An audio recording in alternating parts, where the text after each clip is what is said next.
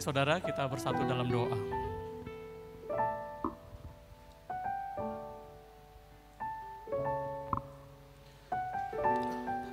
Ya Tuhan, kami bersyukur oleh karena cinta, kasih, dan anugerah-Mu yang menganugerahkan kami kesempatan yang begitu indah pada siang hari ini.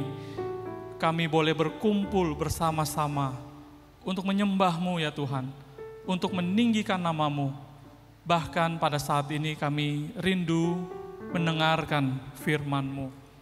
Ya Tuhan, biarlah di hari Pentakosta yang kami peringati saat ini, kami undang Roh-Mu yang kudus hadir di tengah-tengah kami untuk memenuhi hati kami, pribadi lepas pribadi, sehingga kami akhirnya tahu apa yang menjadi kehendak-Mu ya Tuhan di dalam kehidupan kami.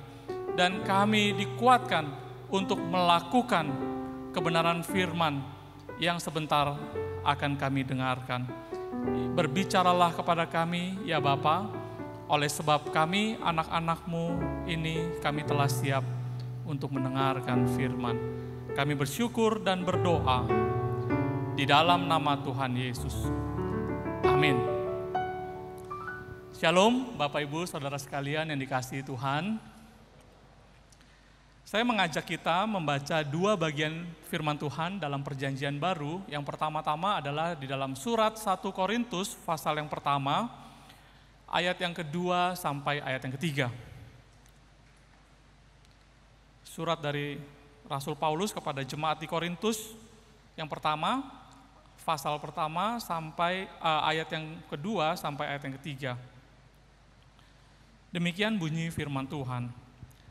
Kepada jemaat Allah di Korintus, yaitu mereka yang dikuduskan dalam Kristus Yesus dan yang dipanggil menjadi orang-orang kudus dengan semua orang di segala tempat, yang berseru kepada nama Tuhan kita, Yesus Kristus, yaitu Tuhan mereka dan Tuhan kita.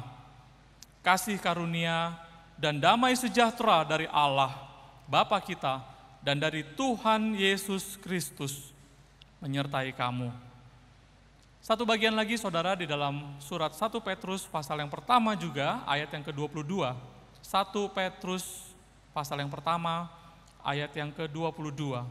Demikian bunyi firman Tuhan.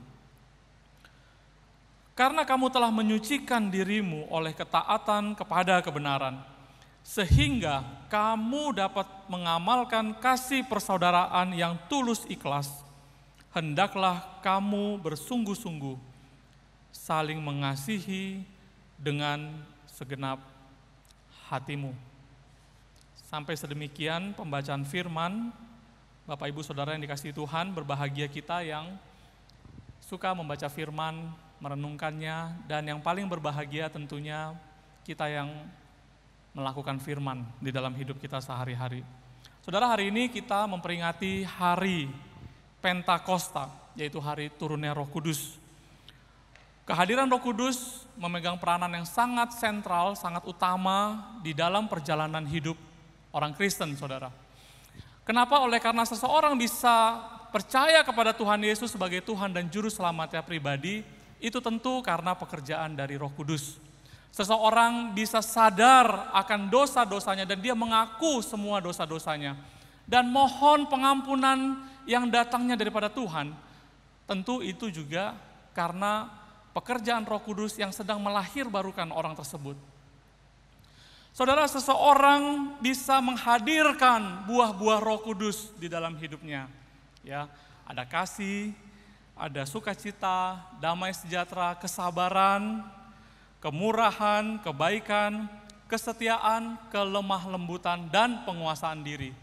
Kalau ada hal-hal ini, saudara, buah-buah Roh Kudus ini hadir dalam diri seseorang, tentu kita percaya itu juga adalah sebuah pekerjaan karya dari Roh Kudus. Nah, kalau seseorang hidupnya sudah bisa melakukan hal yang benar, hal yang baik, dan dia dapat bersaksi, baik melalui perkataan tentang Tuhan Yesus Kristus, atau segala pekerjaan Tuhan yang telah dia alami, maupun melalui kehidupannya, kesaksian hidup, perubahan hidup yang nyata, maka kita percaya itu juga ada Roh Kudus yang sedang bekerja di dalam kehidupan orang tersebut. Jadi kita sekarang melihat peranan Roh Kudus itu sangat penting sekali dan sentral dalam perjalanan hidup orang Kristen. Supaya orang itu bisa menerima Tuhan Yesus sebagai Tuhan dan Juru Selamat. Dan orang itu bisa berubah hidupnya. Dan Roh Kudus juga yang memberikan arahan hidup selanjutnya. Hidup memiliki tujuan yang jelas, yaitu hidup bersaksi memuliakan nama Tuhan. Hari ini saudara kita akan fokus memikirkan dan merenungkan tema persekutuan orang kudus. Sebuah kalimat yang kita ucapkan setiap minggu di dalam pengakuan iman kita, pengakuan iman rasuli. Saudara membaca atau melihat tema persekutuan orang kudus, maka sering menimbulkan pertanyaan-pertanyaan di dalam diri kita, di dalam pikiran kita. Apa sebetulnya yang dimaksud dengan persekutuan orang kudus? Apakah persekutuan orang kudus itu berarti sebuah perkumpulan orang-orang yang suci, yang sudah tidak berbuat dosa lagi, yang murah senyum, selalu tersenyum, yang bicaranya sangat sopan dan lemah lembut, yang sudah tidak berbuat kesalahan lagi, yang sudah bisa mengendalikan hidupnya secara sempurna, mengendalikan pikiran, perkataan, dan perbuatannya. Seseorang yang hidupnya sudah sangat dekat dengan surga, jangan-jangan kakinya sudah tidak menginjak tanah lagi, saudara. Saudara, apakah itu yang dimaksud dengan orang-orang kudus? Apakah persekutuan orang kudus juga berarti sebuah perkumpulan di mana tidak ada lagi pertengkaran dan perselisihan di dalamnya? Semuanya akur, semua sudah saling mengasihi, semua bisa saling mengampuni.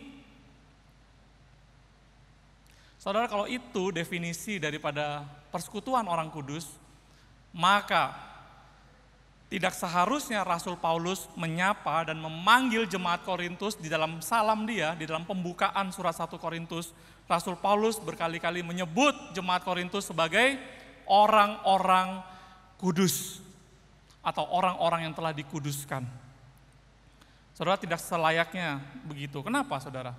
Karena kalau kita baca isi dari 1 Korintus, termasuk 2 Korintus, maka kita melihat jelas sekali banyak masalah dan dosa, pergumulan-pergumulan yang masih dihadapi oleh jemaat Korintus. Mulai dari pasal yang pertama, saudara, ada perpecahan dalam jemaat. Ada yang mengatakan bikin kelompok-kelompok, ya, dalam jemaat itu ada kelompok-kelompok. Aku kelompoknya Paulus, aku kelompoknya Apolos. Lalu ada yang mengatakan, aku kelompoknya dari Petrus, Kefas, rasul dari Tuhan Yesus yang langsung, yang sah. Lalu ada juga sebagian yang mengatakan, kalau gitu yang lebih sah lagi, aku kelompoknya Tuhan Yesus. Jadi terjadi kelompok-kelompok, golongan-golongan dari jemaat. Lalu kalau kita baca lagi pasal-pasal berikutnya dari 1 Korintus, maka kita menemukan bahwa jemaat Korintus itu bergumul dengan berbagai-bagai macam dosa, saudara. Ada dosa percabulan di situ. Ada dosa-dosa di dalam pernikahan dan masalah-masalah di dalam keluarga di situ. Dan sampai masalah yang paling serius, sampai di pasal ke-12, pasal yang ke-13, Paulus melihat bahwa jemaat itu begitu terpecah belahnya. Maka Paulus harus menulis tentang kesatuan tubuh di pasal ke-12 dan pasal 14. Bagaimana bisa bersatu? Paulus mensentralisasi itu dengan hadirnya kasih Kristus, pasal 13. Satu pasal secara khusus Rasul Paulus menulis definisi tentang kasih dan apa itu kasih. Jadi saudara bisa melihat bersatu, kesatuan jemaat, karunia-karunia Roh Kudus, pasal yang ke-12, pasal yang ke-14. Di tengah-tengah sebagai sentral hadirnya kasih Tuhan Yesus. Tuhan Yesus selalu menjadi sentral dari semua doktrin yang ada. Doktrin Roh Kudus sentralnya adalah doktrin Kristologi, saudara. Saudara sekalian dikasihi Tuhan, lalu pertanyaannya kemudian, mengapa di dalam kondisi jemaat yang rumit seperti ini, Rasul Paulus tetap menyebut mereka di dalam salam pembuka, hai kamu, jemaat-jemaat yang telah dikuduskan, Hai kamu orang-orang yang telah dipanggil sebagai orang-orang kudus. Kenapa saudara Rasul Paulus masih memanggil jemaat Korintus sebagai sebutan orang-orang kudus? Disinilah kita akan mencoba mendalami, kita merenungkan, belajar bersama-sama di siang hari ini. Yang pertama-tama kita akan mencoba memahami apa yang dimaksud dengan orang kudus atau persekutuan orang kudus. Apa yang dimaksud dengan itu? Lalu bagian kedua nanti kita akan mencoba memahami pentingnya kita memahami kalimat ini, persekutuan orang kudus. Apa pentingnya persekutuan orang kudus itu, sehingga setiap minggu kita harus mengucapkannya. Jadi pertama kita akan mencoba memahami dulu, kedua kita akan melihat pentingnya di dalam kehidupan kekristenan kita. Maka pertama-tama ketika kita mau mendalami atau memahami tentang kalimat orang kudus atau persekutuan orang kudus, kita harus terlebih dahulu memahami mengenai status dan keadaan. Ya, kita harus membedakan antara status dan keadaan, saudara. Status kudus dan keadaan kudus. Ini adalah dua hal yang berbeda, tetapi sangat berkaitan sekali. Status kudus dan keadaan kudus. Suatu ketika saya menemani seorang teman untuk membeli mobil bekas, saudara. Jadi kami pergi ke sebuah mall, di mana di tempat parkiran mall itu berlantai-lantai itu semuanya adalah mobil-mobil yang dijual. Mungkin ada ratusan, mungkin ada ribuan. Karena saya sendiri sama teman saya itu tidak melihat keseluruhannya. Tapi yang sepengetahuan saya, setiap lantai itu semua mobil bekas semua. Ya, showroom begitu ya. Nah, ketika kami berjalan sama teman, menemani teman, dia melihat, lalu ketemu satu mobil yang menarik hatinya, yang menjadi kesukaannya. Dan dia sudah jatuh hati dengan mobil ini, dan dia mau beli mobil itu. Ya, ketika itu dia tanya kepada pemilik showroom itu, dicari, lalu pemilik mobil itu mengatakan, maaf sekali Pak, mobil ini sudah sold out, sudah terjual. Wah, teman saya agak sedikit kecewa juga, mengatakan, kalau sudah terjual, kenapa masih ada di sini?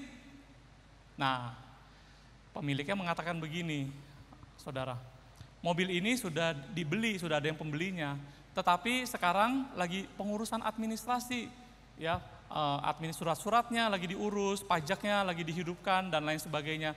Lagi pula mobil itu sendiri lagi dipersiapkan, dipoles dulu, yang mungkin ada kurang-kurang dirapikan lagi, sampai sudah siap, maka mobil ini akan dikirimkan kepada yang sudah beli itu.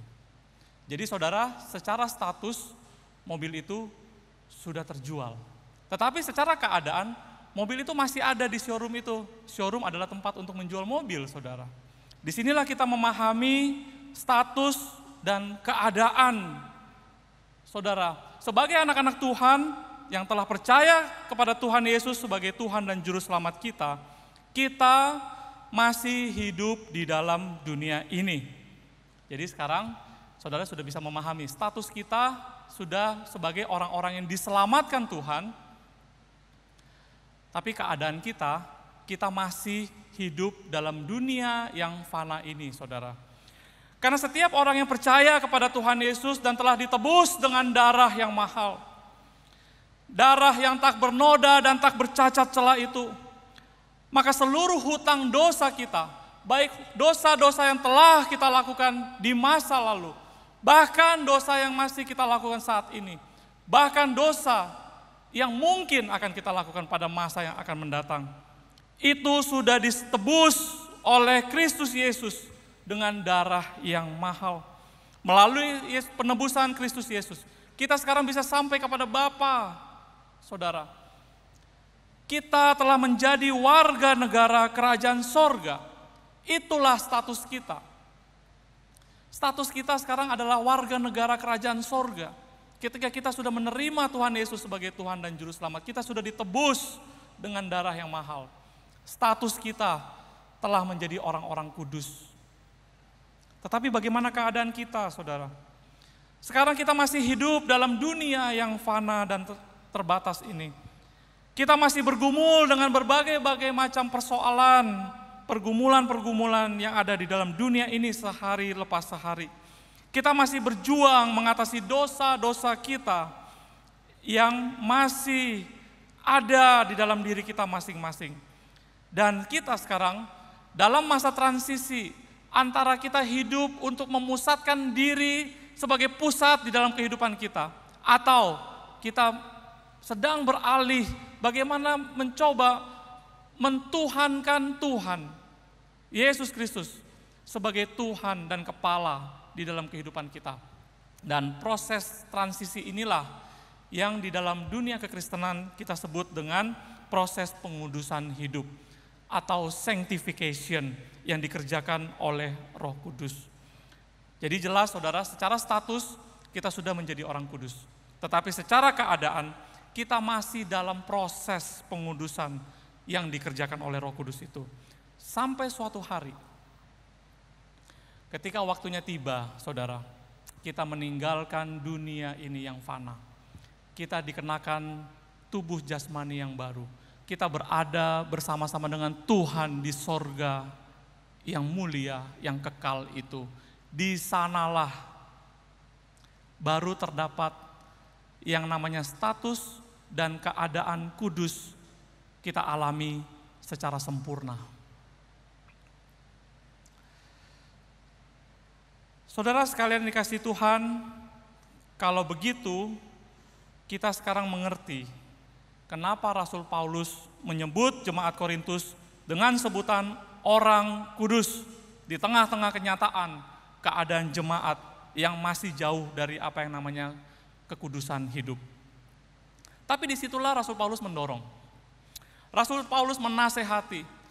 Rasul Paulus bahkan menegur agar jemaat yang telah mendapatkan status sebagai orang kudus, agar hidupnya, agar keadaannya sungguh-sungguh mengejar apa yang sesuai sepadanan dengan status kekudusan itu, saudara.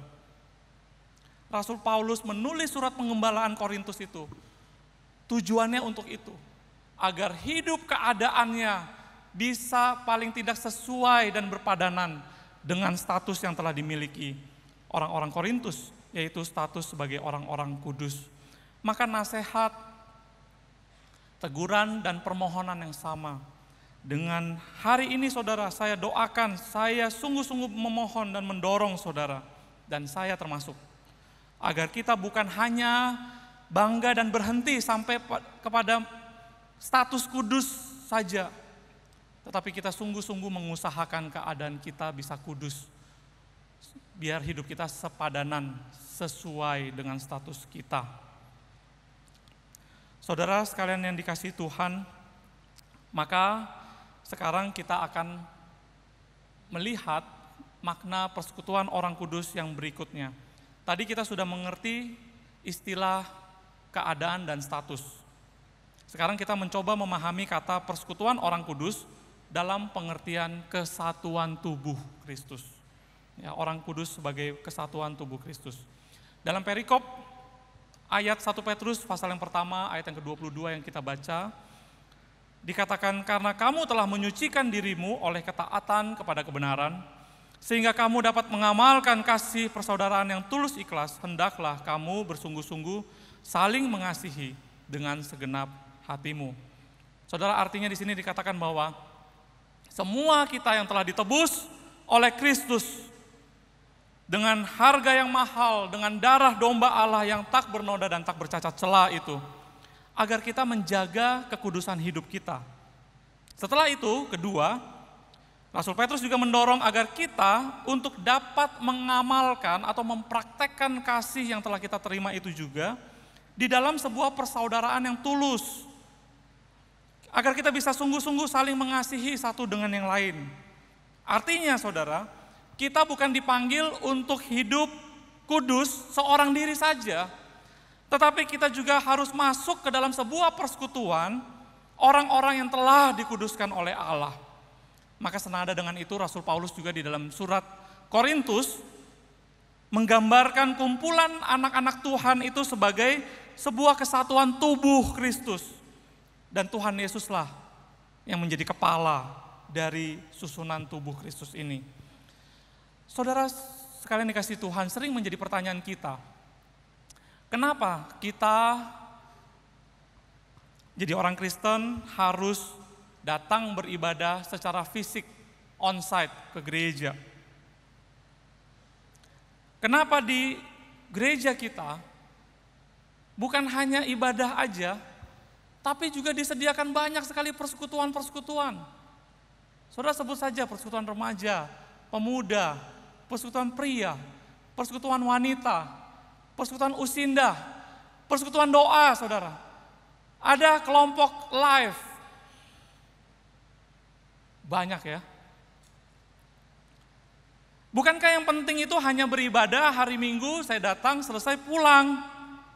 Ya sudah, buat apa lagi ikut macam-macam acara-acara tadi itu?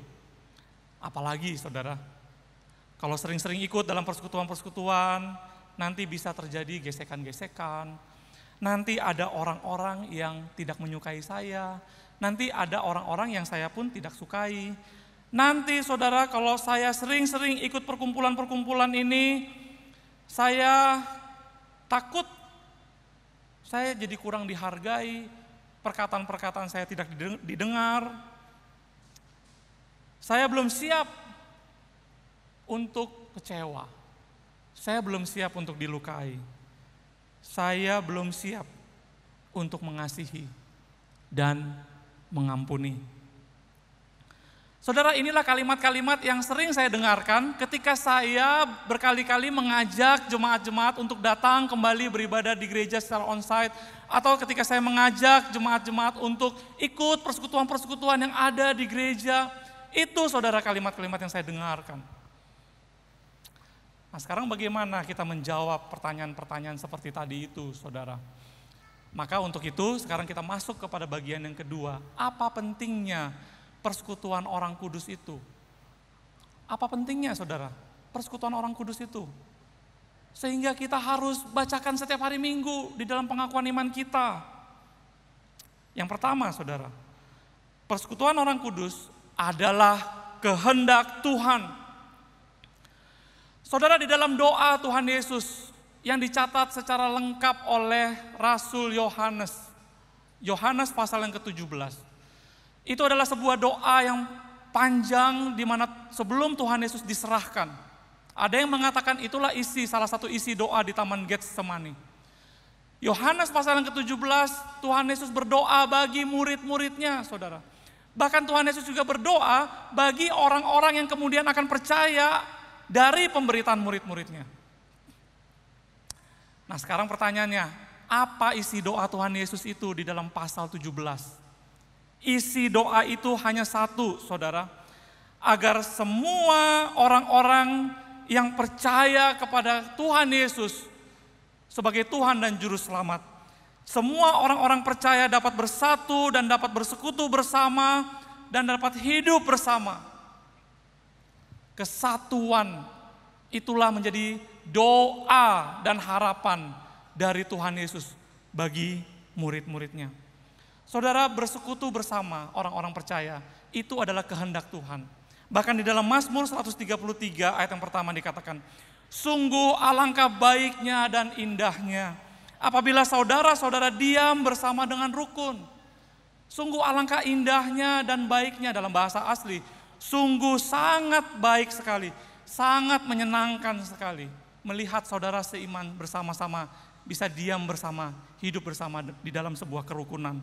Tuhan senang melihat anak-anaknya hidup dalam kesatuan, dalam kerukunan, dalam persekutuan bersama-sama. Maka Mazmur 131 di ayat yang terakhir dikatakan, sebab kesanalah di mana orang-orang berkumpul dengan rukun bersatu, Tuhan memerintahkan berkat untuk selama-lamanya. Tuhan memberkati persekutuan orang kudus, saudara. Saudara, saya percaya setiap orang yang menjadi orang tua pasti bisa memahami akan hal ini. Saya memiliki 2 putri. Yang besar sudah beranjak remaja tahun ini. Beda usia 6 tahun dengan yang kecil. Karena satu sudah anak remaja, dia sudah merasa tidak selevel lagi dengan adiknya yang kecil ini. Maka kadang-kadang dia sering terasa risih. Kalau adiknya masih mau nempel, masih mau ngikutin dia, masih mau ngajak dia main mainan-mainan yang anak-anak. ya saudara. Maka yang besar ini suka akhirnya risih, nggak mau deket-deket. Bahkan kadang-kadang mengusir dia keluar dari kamarnya karena merasa terganggu sekali dengan kehadiran adiknya ini. Maka kadang-kadang saya dengan semu istri saya melihat, aduh sedih ya. Yang besar ada di mana sendiri, yang kecil ada di mana sendiri, dan inilah anak-anak kita. Kita sebagai orang tua sangat tidak menghendaki hal itu terjadi, saudara. Karena itu adalah sebuah pemandangan yang sama sekali nggak indah di rumah. Itu adalah hal yang sama sekali tidak baik, saudara. Masing-masing kita semua sendiri-sendiri. Maka beberapa kali kami mencoba menasehati, memberikan penjelasan baik kepada yang besar maupun kepada yang kecil. Dan puji Tuhan, ketika kami melihat sekarang kalau yang besar sudah lebih mau lagi bermain lagi dengan adiknya, mereka bisa berfoto bersama, main cekikikan, ketawa-ketawa bersama, mereka upload fotonya di IG dan lain sebagainya. Kadang-kadang ada di kamar kita melakukan seperti itu, sudah malam, saya sudah mau mengatakan, udah tidur. Tapi istri saya menghentikan saya dan berkata, biar mereka lagi bisa akur, bisa main sama-sama. Biarkan mereka itu. Karena dia suka melihat itu, yang besar dan yang kecil bisa hidup akur, bermain bersama-sama, senang bersama-sama. Orang tua pasti senang, saudara, melihat hal ini terjadi ada di rumah. Apalagi Tuhan, saudara. Ketika melihat semua anak-anaknya yang telah bisa bersekutu bersama, berjalan bersama-sama, berkumpul bersama-sama, dan dapat bisa saling menerima dan mengasihi satu dengan yang lainnya. Maka ini adalah sebuah pemandangan yang indah bagi Tuhan. Sesuatu yang Tuhan sangat kehendaki. Agar semua orang-orang yang telah ditebus dapat bersatu, dapat bertumbuh bersama. Saudara, di dalam sakramen perjamuan kudus, Injil Lukas mencatat bahwa Tuhan Yesus rindu sekali untuk makan Paskah bersama-sama dengan murid-muridnya. Roti melambangkan tubuhnya yang pecah-pecahkan, darah melambangkan anggur melambangkan darah yang dicurahkan bagi kita semua. Tuhan Yesus memerintahkan kita untuk selalu melaksanakan, memperingati bahwa di dalam darahnya ada keselamatan dan di dalam tubuh yang dipecah-pecahkannya ada kita dipersatukan di dalam kesatuan tubuh Kristus. Maka ketika kita menjalankan sakramen perjamuan kudus bersama-sama, saudara, itu adalah bentuk manifestasi maupun aplikasi yang paling nyata dari kalimat persekutuan orang kudus. Ketika kita makan bersama-sama di dalam perjamuan kudus itu. Dan itu yang Tuhan kehendaki, saudara. Kita perjamuan kudus bersama-sama, kita bersatu bersama-sama. Tuhan senang melihat hal itu. Yang kedua, apa pentingnya kita bersekutu di dalam sebuah persekutuan orang kudus?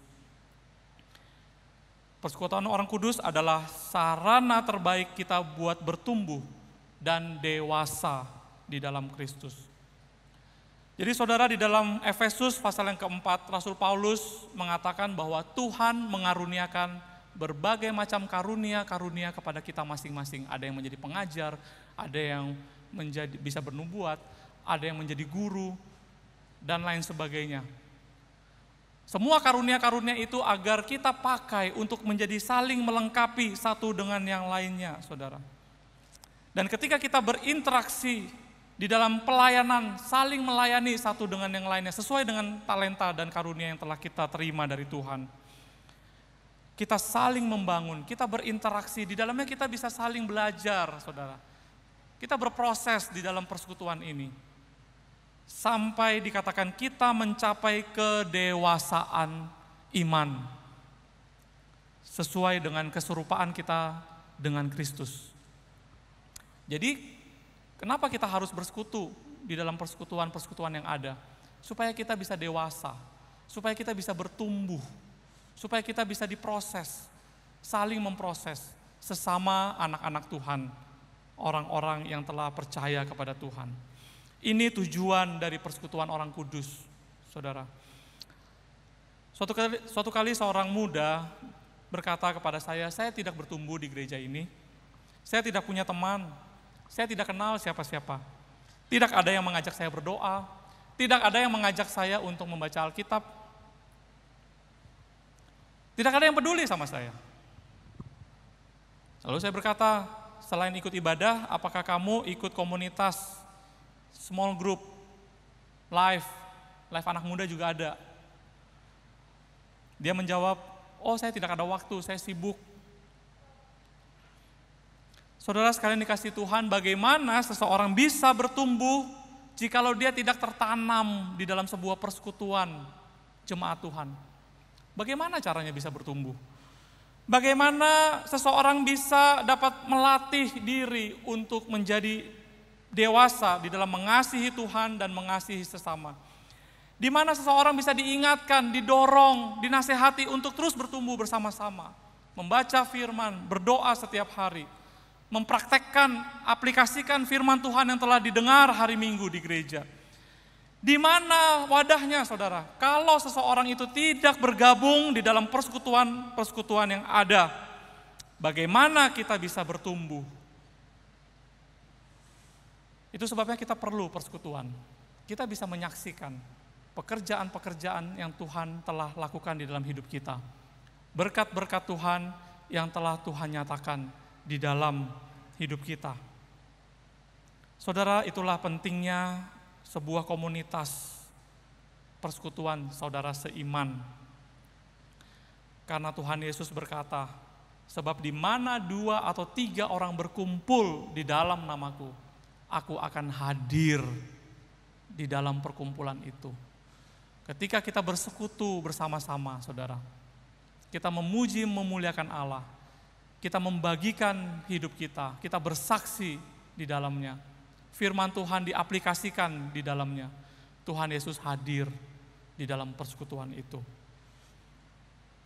Yang terakhir, apa pentingnya persekutuan orang-orang kudus? Saudara, persekutuan orang kudus tidak pernah menjadi sebuah persekutuan yang eksklusif, yang tertutup, atau untuk kalangan sendiri saja. Persekutuan orang kudus adalah sebuah tempat yang terbuka agar setiap orang percaya dapat bersaksi dan memberitakan kabar baik. Kita berkumpul untuk satu tujuan, agar hidup kita kemudian adalah kehidupan yang penuh kesaksian. Pertama-tama kita melatih di dalam persekutuan ini, kita bersaksi. Kalau kita sudah siap, kita keluar untuk menjangkau jiwa, dan kita memenangkan jiwa untuk masukkan dia lagi ke dalam persekutuan kita, persekutuan orang kudus ini. Saudara, inilah karya pekerjaan Roh Kudus yang paling utama. Pada hari kenaikan, Tuhan Yesus memerintahkan kita untuk pergi bersaksi dan menjadikan semua bangsa menjadi murid Kristus. Tetapi saat itu Tuhan Yesus berkata, kuasa untuk kita menjadi saksi, itu belum saatnya. Kamu harus tunggu kalau Roh Kudus turun ke atas kamu. Maka saudara, itulah sebabnya ketika Tuhan Yesus naik ke sorga, murid-murid tidak langsung pergi memberitakan Injil, bukan? Mereka berkumpul setiap hari berdoa dan berdoa sambil menantikan Roh Kudus. Sampai pada hari yang ke-10 setelah hari kenaikan. Pada hari itu, saudara, tiba-tiba di tengah-tengah pertemuan mereka, persekutuan mereka, mereka berdoa. Dikatakan angin datang, angin ribut yang besar itu datang. Dan ketika itu di ruangan itu dikatakan, lidah-lidah api itu berterbangan dan hinggap kepada setiap murid-murid Kristus. Dan pada saat itu juga ketika Roh Kudus turun, maka setiap murid-murid diperlengkapi dengan berbagai-bagai macam karunia dan talenta-talenta, termasuk untuk memberitakan Injil di dalam bahasa-bahasa asing. Itulah sebabnya, saudara, pada hari itu Injil diberitakan ketika Roh Kudus turun. Maka Petrus bangkit berdiri dan memberitakan firman Tuhan, menyatakan Kristus adalah Tuhan dan Juru Selamat bagi dunia. Dan hari itu kira-kira 3.000 orang bertobat menerima Tuhan Yesus. Saudara sekalian dikasih Tuhan, orang yang dipenuhi oleh Roh Kudus adalah orang yang bersaksi. Apakah kita sudah bersaksi? Menyaksikan perbuatan-perbuatan Tuhan yang telah kita alami, berkat-berkat yang telah kita alami kepada sebanyak-banyaknya orang. Apakah kita sudah bersaksi selain dengan melalui mulut kita, bersaksi dengan tangan perbuatan kita, bersaksi dengan kehidupan kita, sehingga orang lain tertarik, sehingga orang lain dibukakan matanya, sehingga orang lain mau menerima Tuhan Yesus sebagai juru selamat pribadi. Saudara, itulah yang kita mohonkan di hari peringatan Pentakosta ini. Agar kita sekalian diingatkan untuk setia dan bertumbuh di dalam persekutuan orang kudus, secara khusus di jemaat GMI Immanuel ini, di dalam berbagai-bagai persekutuan-persekutuan yang telah disediakan oleh gereja kita. Kita bersyukur Tuhan mengaruniakan GMI Immanuel tahun ini, saudara, kita masuk ke tahun yang ke-54 tahun. Marilah, biarlah seiring berjalannya waktu, melalui generasi kita saat ini, kita bisa bangkit, kita semakin setia, kita bersekutu bersama-sama, kita bersatu, dan kita bertumbuh ke arah dewasa, sehingga akhirnya kita bisa menjadi saksi dan menjangkau banyak jiwa, memenangkan generasi ini bagi kemuliaan nama Tuhan. Amin. Mari kita berdoa. Ya Tuhan, kami bersyukur untuk kebenaran firman yang telah kami dengarkan.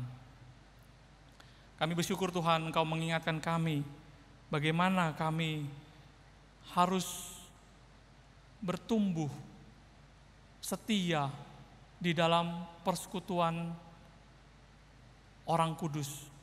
Sebagaimana itulah yang Engkau kehendaki ya Tuhan, itulah yang Engkau perintahkan untuk kami lakukan. Tuhan, berkatilah kami, berkatilah jemaat-Mu di tempat ini ya Tuhan, agar sungguh-sungguh setiap kami memiliki tempat dan wadah untuk bertumbuh di dalam komunitas dan persekutuan-persekutuan yang ada. Materaikanlah firman-Mu di dalam hati kami, dan Roh-Mu yang kudus menolong kami, bahkan memampukan kami untuk melakukannya. Kami bersyukur dan kami berdoa di dalam nama Tuhan Yesus. Amin. Saudara sekalian dikasihi Tuhan, kita bersyukur hari ini juga kita akan menerima sakramen perjamuan kudus. Marilah kita mempersiapkan hati dan pikiran kita di hadapan Tuhan untuk bersama-sama mengambil bagian di dalam meja perjamuan kudus Tuhan.